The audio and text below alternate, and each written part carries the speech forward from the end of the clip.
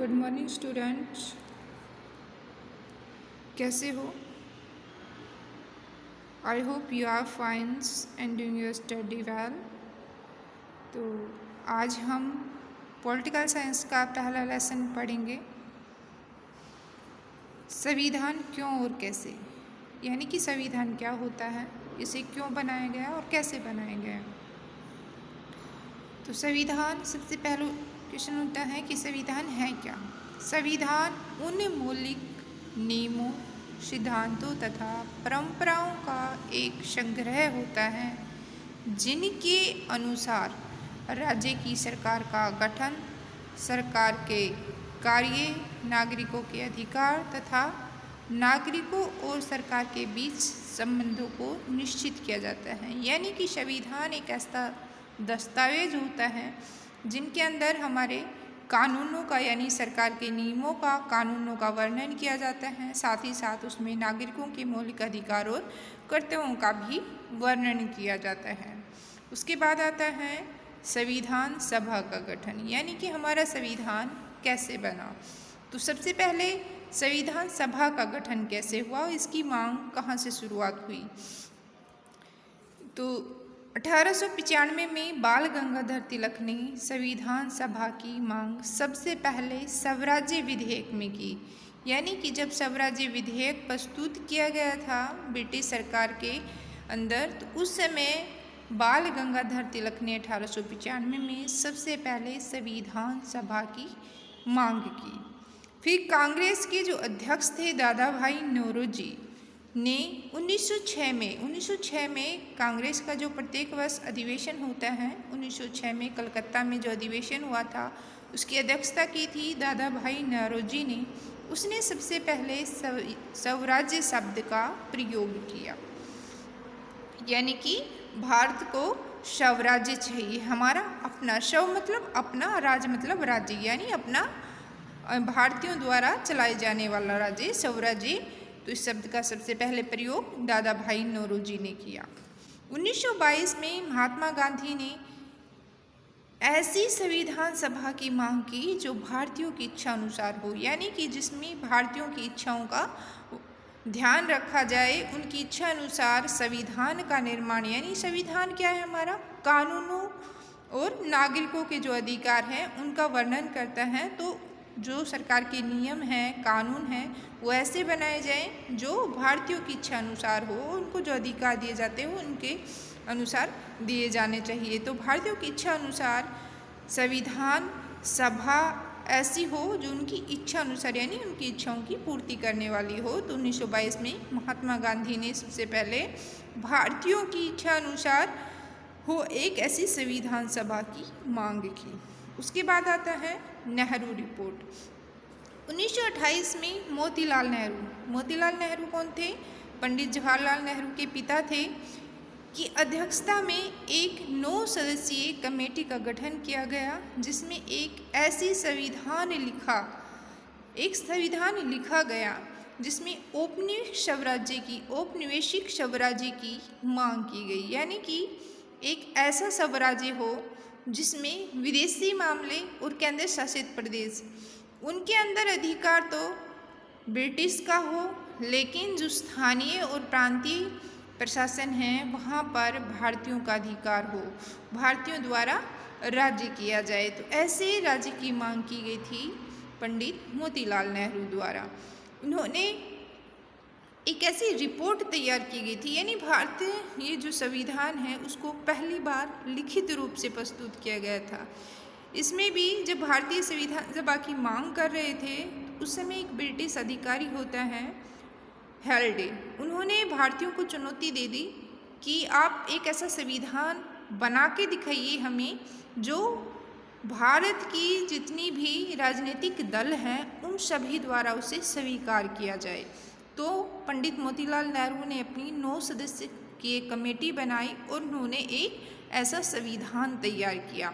लेकिन जो पंडित मोतीलाल नेहरू की सदस्यता में ही था, सदस्य कमेटी में सुभाष चंद्र बोस, उन्होंने इसे ठुकरा दिया। मुस्लिम लीग ने इसे ठुकरा दिया। हिंदू महासभा द्वारा भी इसे अस्वीकार कर दिया गया, तो इसलिए इसे मान्यता नहीं दी गई।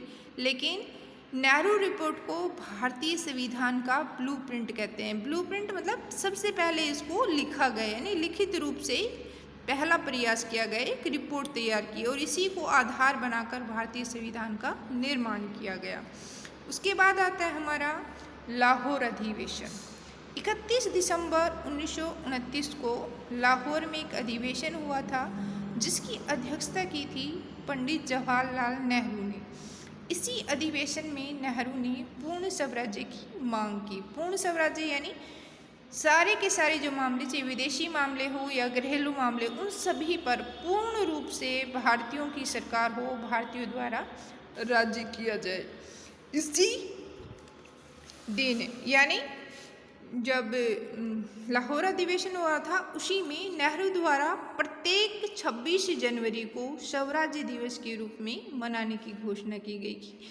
26 जनवरी को भारत का स्वराज्य दिवस मनाया जाएगा, इसलिए पहला स्वराज्य जो दिवस है वो 26 जनवरी 1930 को मनाया गया और रावी नदी के ऊपर झंडा फहराया गया। इसीलिए जब हमारा संविधान बनकर तैयार हो जाता है 26 नवंबर 1949 को, लेकिन फिर भी वो लागू कब होता है 26 जनवरी 1950 का। उसका रीज़न यही है क्योंकि भारतीय स्वराज्य दिवस ये नियत कर दिया गया था कि हम 26 जनवरी को मनाएंगे, इसलिए भारतीय संविधान को 26 जनवरी 1950 को लागू किया गया। 1930 में माधवेंद्र राय, एम.एन. राय कहते हैं शॉर्ट में इसको, ने संविधान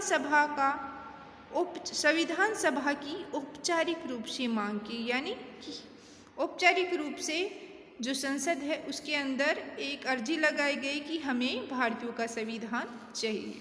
उसके बाद क्रमबद्ध रूप से आगे बढ़ते हुए अगस्त प्रस्ताव आता है। संविधान की मांग अभी की जा रही है, उसे माना नहीं गया, लेकिन अगस्त प्रस्ताव में उस समय भारत का वायसराय होता है लिन लिथगो ने पहली बार भारतीयों की संविधान सभा की मांग को स्वीकार कर लिया, लेकिन अब भारतीयों ने इसे ठुकरा दिया। अब भारतीय इतने दिन से मांग किए जा रहे थे, लेकिन जब मांग मान ली गई तो अब इसे ठुकरा दिया गया। उसका रीज़न ये था कि जो ब्रिटिश थे उन्होंने ऐसे ही भारतीयों की मांग को नहीं स्वीकार किया था, क्योंकि जो अगस्त प्रस्ताव है वो 1940 में आता है, 8 अगस्त 1940 को, लेकिन उस समय 1939 में द्वितीय विश्व युद्ध शुरू हो जाता है। उसमें जो ब्रिटिश थे उन्हें भारतीयों की ज़रूरत थी, तो वे भारतीयों का सहयोग चाहते थे, इसलिए उन्होंने भारतीयों की संविधान सभा की मांग की ताकि भारतीय उनका साथ दे। लेकिन उन्होंने कहा कि जैसे युद्ध समाप्त हो जाएगा हम भारतीयों को एक औपनिवेशिक स्वराज्य देंगे, डोमिनियन स्टेट देंगे, तो इसलिए भारतीयों ने इसे ठुकरा दिया, क्योंकि भारतीयों ने 1930 में पूर्ण स्वराज्य की मांग को रखा था। उसके बाद क्रिप्स मिशन भारत आता है, जो उस समय भारत जो ब्रिटेन की सरकार है वो एक मिशन भारत भेजती हैं और वो कहती हैं कि भारतीयों को एक औपनिवेशिक स्वराज्य दे दिया जाएगा, उनको उनकी संविधान सभा का गठन भी करने की हम अनुमति देंगे, लेकिन वो कब देंगे, जब वो युद्ध में उनका साथ दे और युद्ध के उपरांत उन्हें औपनिवेशिक स्वराज्य दे दिया जाएगा। तो इसलिए क्रिप्स मिशन का भी भारतीयों ने विरोध किया और उसे ठुकरा दिया। गांधी जी ने इसकी आलोचना की, क्रिप्स मिशन की आलोचना करते हुए उसने कहा कि ये एक ऐसा चेक है जिसकी तिथि निकल चुकी है, यानी पोस्ट डेट चेक कहा। इसके बाद फिर आता है कैबिनेट मिशन, क्योंकि भारतीयों का उन्हें साथ चाहिए था और अब विदेशों का भी उनके ऊपर दबाव आने लगा, तो उन्होंने कैबिनेट मिशन भारत भेजा। उस समय ब्रिटेन का जो प्रधानमंत्री था एटली ने अपने 3 मंत्रियों को कैबिनेट मिशन के रूप में भारत भेजा और ये 3 मंत्री थे उनके नाम था अलेक्जेंडर, पी लॉरेंस व क्रिप्स। जो पी लॉरेंस था उनका भारतीयों के साथ बहुत अच्छे संबंध थे, इसलिए कैबिनेट मिशन के जो अध्यक्ष थे वो पी लॉरेंस को बनाया गया और ये मई 1946 में कैबिनेट मिशन ने अपनी रिपोर्ट प्रकाशित की। कि और इसी के तहत भारतीय संविधान का गठन किया गया, जो इस प्रकार थी। भारत में संविधान सभा का गठन किया जाएगा। संविधान सभा की सदस्य संख्या 389 होगी। 389 में 292 ब्रिटिश प्रांतों में होंगे, यानी जो ब्रिटिश के अधिकार में थे। देशी रियासतों से 93 सदस्य होंगे और 4 सदस्य थे वो कमिश्नर प्रांतों से होंगे। संविधान सभा के 296 सदस्यों को प्रांतीय विधानसभा सदस्यों द्वारा अप्रत्यक्ष रूप से चुना जाएगा, जैसे लोकसभा के चुनाव होते हैं।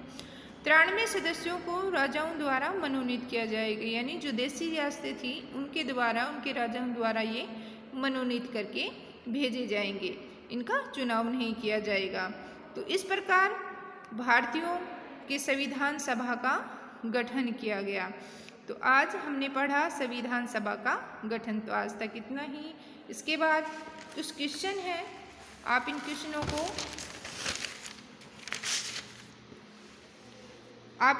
को पढ़ें और इस पूरे असाइनमेंट को अपनी नोटबुक में उतारें। सबसे पहला क्वेश्चन है, सबसे पहले संविधान सभा की मांग किसने की? स्वराज्य शब्द का प्रयोग सबसे पहले कब और किसने किया? नेहरू रिपोर्ट का वर्णन करें। लाहौर अधिवेशन की अध्यक्षता किसने की? क्रिप्स मिशन भारत कब आया? अगस्त प्रस्ताव के समय भारत का वायसराय कौन था? कैबिनेट मिशन भारत कब आया और इसकी रिपोर्ट का, जो उन्होंने रिपोर्ट दी, उसका वर्णन करना है। तो आज के लिए इतना ही। आप अपनी फेयर नोटबुक बनाएं और इन्हें अपनी नोटबुक में इन्हें लिखें और साथ में रिवाइज भी करें। धन्यवाद। Stay home and be safe.